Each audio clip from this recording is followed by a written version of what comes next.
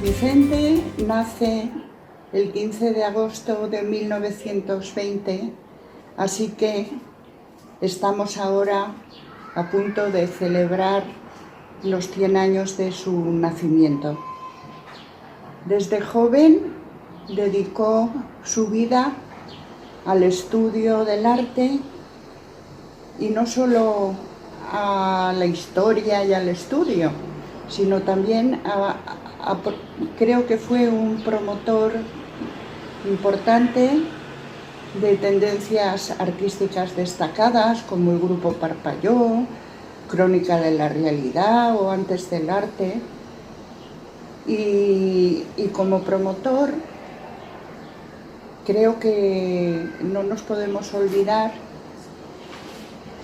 del Museo de Vilafamés, porque una de sus grandes preocupaciones era la conexión entre el arte y la vida, entre el arte y la sociedad, la proyección del hecho artístico en la sociedad, y esto nos lleva directamente a la creación del museo.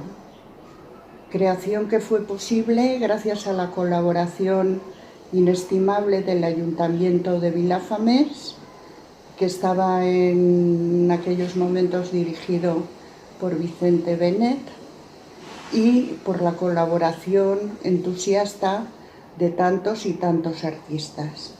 Pues de Vicente tengo muchísimos recuerdos, porque yo la verdad es que mi infancia la pasé mucho con ellos, tanto en Valencia como en Vilafamés, y en los dos sitios recuerdo siempre pues mucho movimiento de gente que venía a casa, muchos artistas jóvenes que venían a hablar con él, a pedirle consejo, a pedirle pues bueno su crítica, y él recuerdo que era siempre muy generoso en este sentido. Después pues bueno, era una persona inquieta, era una persona enérgica, le importaba mucho lo que sucedía alrededor, le gustaba estar informado. También a Vicente le preocupaba mucho el futuro. Pues bueno, ahí lo tenemos. 50 años se van a cumplir o se cumplen ya del museo. Le apasionaba Vilafamés, el museo fue sin duda el proyecto de su vida, y era muy feliz allí.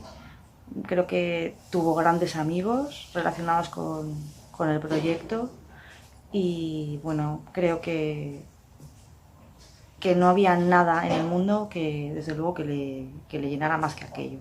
Y fue así hasta su muerte, porque Vilafamés le preocupó desde el día de su fundación hasta el final.